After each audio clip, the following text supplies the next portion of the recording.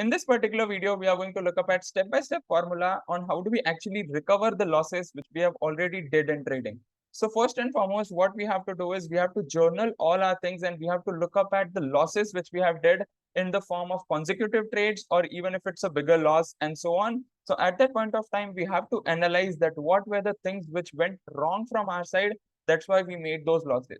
Second comes a smaller break, because break is also important whether you go for a consecutive win or a consecutive loss. At that point of time, you have to take a break so that you can be cool and calm and you can get back on track with level zero. And at that point of time, you will be cool and calm so that you can make more bigger profits into your trading journey.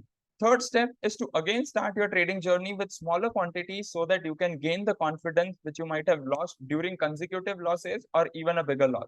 And there might be other steps as well with which you can actually recover your losses. But these are the three steps which I personally followed in the initial stage of my trading journey when I was making consecutive losses and making bigger losses as well.